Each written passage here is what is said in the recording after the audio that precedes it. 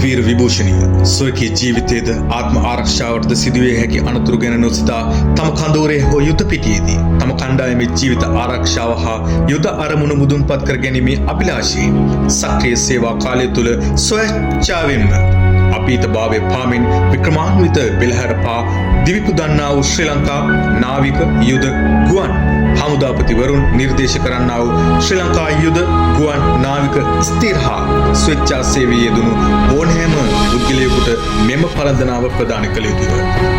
ලක් ඉතිහාසයේ පරම වීර විභූෂණය ලද ප්‍රථම නිලධාරියා වන්නේ තුන්වන ස්වච්ඡා ශ්‍රී ලංකා සිංහ රෙජිමේන්තුවේ නිලධාරී 3113 SU අලදෙනිය නොහොත් සාලිය උපුල් අලදෙනිය නම් රණවිරුවාය.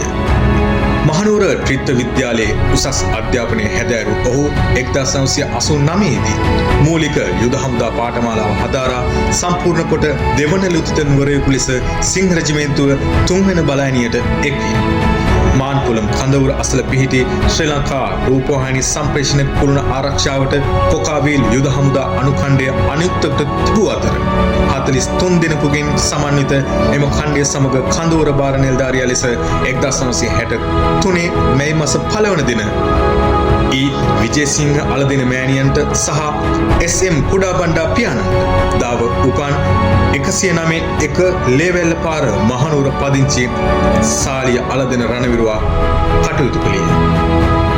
රහසිගත තොරතුරු මගින් කොකාවේ සම්ප්‍රේෂණාගාරයේ භාරව සිටි සෙබළු ප්‍රමාණය දැනගත් ත්‍රස්තයන් තම පේස් බලය ඊට වඩා 5 ගුණයකින් පමණ වැඩි කර එල්ල කරන ලද ප්‍රහාර හමුවේ තම කණ්ඩායම නිසි ආකාරය මෙහෙයවමින් අලදෙනිය රණවිරුවා දින 14ක් පුරා ත්‍රස්තයන්ට ප්‍රහාර එල්ල කරමින් කඳවුර රැකගත්තේ.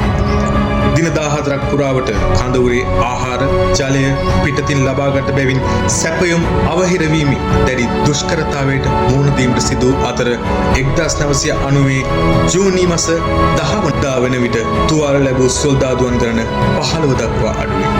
වෙඩි උණ්ඩ සහ උපකරණද හිඟවිය. ජූනි 11 වන දින කඳවුරෙන් ඉවත් වන ලෙස ප්‍රධාන කඳවුරේ අනතින නිලධාරියාගෙන් පණිවිඩ ලැබුණද තුවාල වූ බටපිටිස් දමා කඳවුරෙන් ඒමට අලදෙනිය විරුවා අකමැති විය. තමා අවසන් උණ්ඩය දක්වා මේ යනතෙක් සටන් කරන බව ප්‍රධානියාට දන්වා අභීතව සටන් කළේ. අලදෙනිය විරුවාගේ හොදකලා සටන හමුවේ ත්‍රස්තයන්ද දින 15ක් පමණ කර කියාගත නොහැකිව සිටින අතරතුර සම්ප්‍රේෂණාගාරයට බල සැපයීම දෙන විදුලි ජනක යන්ත්‍රවලට ඉන්ධන ගබඩා කර ඇති ගබඩාව පුපුරවා හැරියේ හදවත් සසල කරමින් තුවාල වූ රණවිරුවන් තනි නොකර සටනේ සිටි සැවම අලදෙනිය විරුවා සමග දවා අලු කරමින් කපිතාන් සාලිය වහාම කඳවුර අතහැර පසුබසින් Air Force එකෙන් කිව්ව විදියට කොටි 400ක් විතර ඇතුළත් කරනවා. මේ වන විට පුරා පැය 72කටත් වඩා වැඩි කාලයක් එක දිගට සටන් කරමින් වීරෝදාර රණවිරුවන් ආහාරත් ජලයත් නොමැතිව හෙම්බත්ව සිටියේ. නමුත් කිසිවිටක සටන අතහැරීමට ඔවුන් සිදුවේ නැත. ඔවුන්ගේ දැඩි කැපවෙන සහ එඩිතරකම නිසා කොටි 400ක් පමණ සමග අපගේ රණවිරුවන් 60 දෙනෙක් පමණ දරුණු සටනේදී සිටියා. නමුත් ටිකෙන් ටික තත්ත්වය දරුණු අතට හැරෙන්නට විය. ආදරණීය සෙබළුන් විශාල ප්‍රමාණයක් මියගොස් සහ බරපතල තුවාල ලබා සිටියා. සභා තත්ත්වය අවබෝධ කරගත් කපිතාන් අලදෙනිය වහාම හැකි ඉක්මනින් අනෙකුත් සෙබළුන්ට පිටවයන් ලෙස නියෝග කළේය. කිසිසේත් එසේ කිරීමට අකමැති වූ සෙබළුන්ට තදින් නියෝග කර බේරියන් ලෙස ඔහු කියා සිටියා. කඳුරේ ඉතිරි වූයේ කපිතාන් අලදෙනිය සහ තුවාල ලැබූ රණවිරුවන් පමණි. කුරිරු ත්‍රස්තවාදීන්ට කඳුරේ ඇති කිසිවක් ලබා දීමට ඔහු අකමැති වුණේ. එහි නවීන ආයුධ සහ පතුරම් විශාල ප්‍රමාණයක් තිබුණි.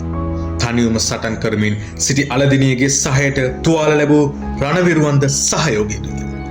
කපිතාන්වරයා මූලස්ථානයේ අමතයි. සර්, මම කපිතාන් අලදෙනිය. අපේ කට්ටිය මං සේෆ්ටි තැනකට යවුවා. එයාර් ෆෝස් එකට කියන්න අපේ කඳවුර හැකි ඉක්මනින් විනාශ කරන්න කියලා.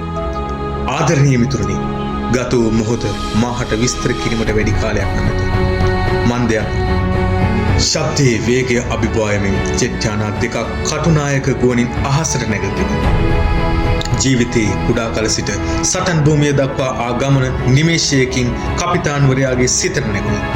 ආදරණීය පියාණන්ට මවගේ වගකීම බාරකොට ඇයගෙන් සමුගන්නට යන සාලිය කුමරුන්ට ආදරණීය අම්මාගේ කටහඬ දෙසවන සිපගත්දී මුළු පළාතම දෝංකාර දෙමින් වීර අලදෙනියගේ දැයින් සමුගන්නට මොහොතක් ගත වී කඳවුර අතහැර යාමට ඕනෑ තරම් අවස්ථාව තිබීදී තම මියගිය හා තුවාල ලබා සිටි සහෝදර සෙබළුන් වෙනුවෙන් අවසන් උණ්ඩය දක්වාම සටන් කළ වීර පුරුෂයාට වීරත්වයේ උසස්ම පදක්ක වන පරම වීර විභූෂණ පදක්කම උදුණු ලැබිය. පරම වීර විභූෂණ සටහනෙහි මෙසේ දක්වා ඇත.